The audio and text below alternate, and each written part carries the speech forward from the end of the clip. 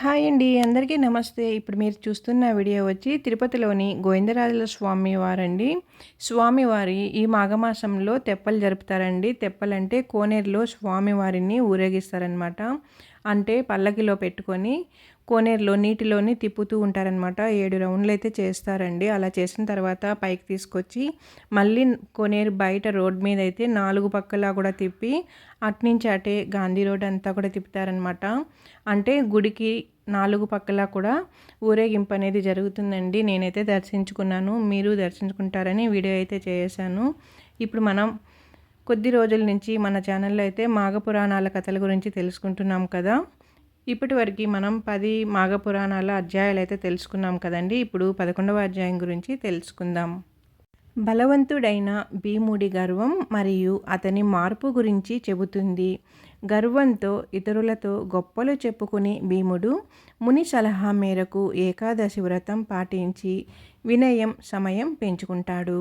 వ్రతం అతని గర్వాన్ని తగ్గించి వినయంతో నింపి ఇతరులకు సహాయం చేసేలా మార్చేస్తుంది. ఈ కథ గర్వం హానికరమని, వినయం సంయమని మన జీవితాలను మెరుగుపరుస్తాయని బోధిస్తుంది. భీముని ఏకాదశి వ్రతము.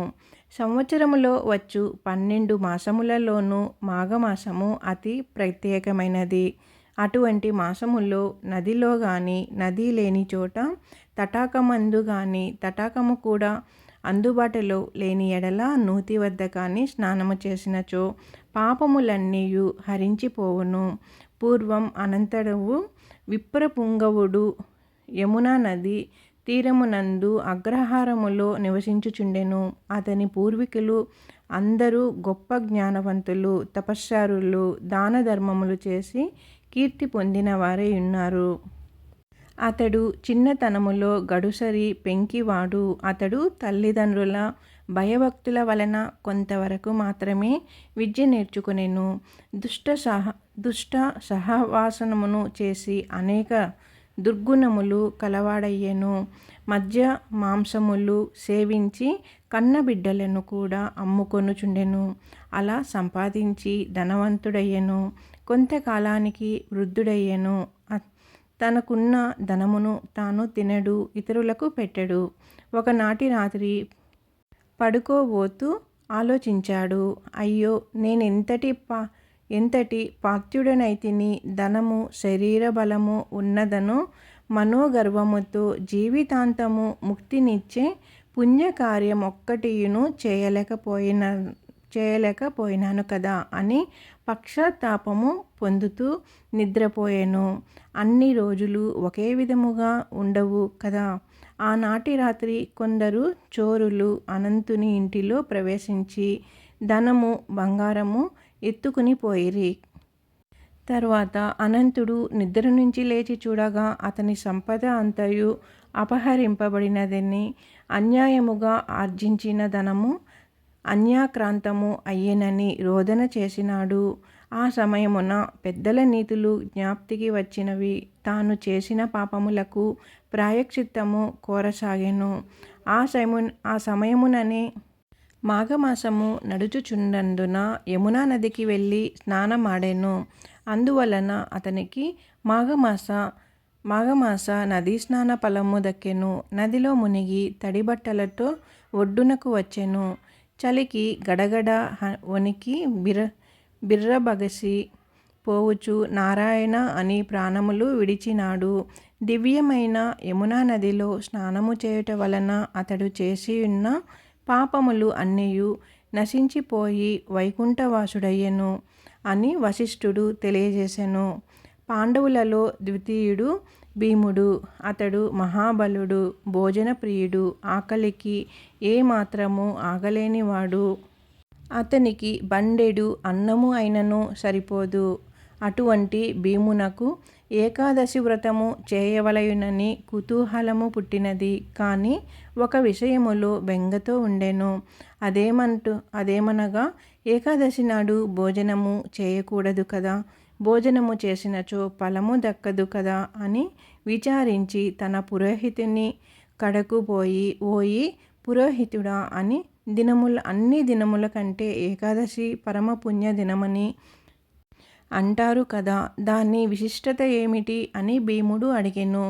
అందుకు పాండవ పురోహితుడు ధౌమ్యుడు, అవును, భీమసేన ఆ రోజు అన్ని దినముల కంటెను ప్రశస్తమైనది, శ్రీ మహావిష్ణువునకు ప్రీతికరమైనది కనుక అన్ని జాతుల వారును ఏకాదశి వ్రతము చేయవచ్చును అని పలికెను. సరే, నేను అటులనే చేయుదును గాని విప్రోత్తమ, నేను భోజన ప్రియుడునన్న సంగతి జగద్వితమనే కదా. ఒక గడియ ఆలస్యమైనను నేను ఆకలికి తాళజాలను కనుక ఏకాదశి నాడు ఉపవాసం ఉండుట ఎటులా అని విచారించుచున్నాను. ఉపవాసమున్న దినముననే ఆకలి మొక్కువగా ఉండును. కావున ఆకలి దాహము తీరులాగా ఏకాదశి వ్రతము దక్కులాగున నాకు సలహా ఇమ్ము అని భీముడు పలికెను. భీమసేనుని పలుకులకు ధౌమ్యుడు చిరునవ్వు నవ్వి, రాజా, ఏకాదశి వ్రతమునకు దీక్ష అవసరము. దీక్షతోనే కార్యము చేసినను కష్టము కనిపించదు. కాన నీవు దీక్ష పూనినతో ఆకలి కలుగదు. రాబోవు ఏకాదశి అనగా మాఘశుద్ధ ఏకాదశి మహాశ్రేష్టమైనది. దానిని మించిన పర్వదినము మరి ఒక్కటి లేదు. ఒక్కొక్క సమయములో మాఘ ఏకాదశి రోజు పుష్యమి నక్షత్రముతో కూడినదయుండును. అటువంటి ఏకాదశి సమానమగునది మరి ఏమీ లేదు. సంవత్సరమునందు వచ్చు 24 ఏకాదశిలలో మాఘశుద్ధ ఏకాదశి మహాపర్వదినము కావున ఆ దినము ఏకాదశి వ్రతము చేసిన గొప్ప ఫలితము కలుగును. ఇందు ఏ మాత్రము కూడా సందేహము కలదు. కాన ఓ భీమసేన, నీవు తప్పక మాఘశుద్ధ ఏకాదశి వ్రతము ఆచరింపుము. ఆకలి గురించి దిగులు పడకు. దీక్షతోనున్న ఎడల ఆకలి ఏ మాత్రమును కలుగదు. నియము తప్పకుండా అని వివరించెను. ధౌమ్యుని వలన తన సంశయము తీరినట్లగుటలో భీముడు మాఘశుద్ధ ఏకాదశి నాడు అతి నిష్ఠతో వ్రతము చేసి ఉపవాసం ఉండెను. అందులకే మాఘశుద్ధ ఏకాదశిని భీమ ఏకాదశి అని పిలుస్తారు. అంతేకాక ఓ దిలీప మహారాజా, పరమేశ్వరునకు అత్యంత ప్రీతికరమగు శివరాత్రి కూడా మాఘమాసమందే వచ్చును. కాగా మహాశివరాత్రి మహత్యమును గురించి కూడా వివరించెదరు. శ్రద్ధలాలు అయిన ఆలకింపుము అని విశిష్టుల వారు దిలీప మహారాజుతో ఇటుల పలికిరి. ఏకాదశి మహాశివునకు ఎటుల ప్రీతికరమైనదియో అదే విధముగా మాఘ చతుర్థి అనగా శివ చతుర్థి, దీనిని శివరాత్రి అని అంటారు. అది ఈశ్వరునికి అత్యంత ప్రీతికరమైన దినము. మాఘమాసమందలి అమావాస్యకు ముందు రోజున వచ్చేది. దీనినే మహాశివరాత్రి అని అంటారు. ఈ శివరాత్రి మాఘమాస సమయములో కృష్ణపక్ష చతుర్థి నాడు వచ్చెను. ప్రతి మాసమందు వచ్చు మాస శివరాత్రి కన్నా మాఘమాస కృష్ణపక్షములో వచ్చు మహాశివరాత్రి పరమేశ్వరునికి అత్యంత ప్రీతికరమైనది. ఆ రోజు నదిలో కానీ తటాకమునందు కానీ లేక నూతి వద్ద కానీ స్నానము చేసి శంకరుణ్ణి పూజించవలెను. పరమేశ్వరుణ్ణి అష్టోత్తర శతనామావళి సహితముగా బిల్వపత్రములతో పూజించవలెను. అటుల పూజించి అమావాస్య స్నానము కూడా చేసిన ఎడల ఎంతటి పాపములు కలిగియున్నను అవన్నీ వెంటనే హరించిపోయి కైలాస ప్రాప్తి కలుగును.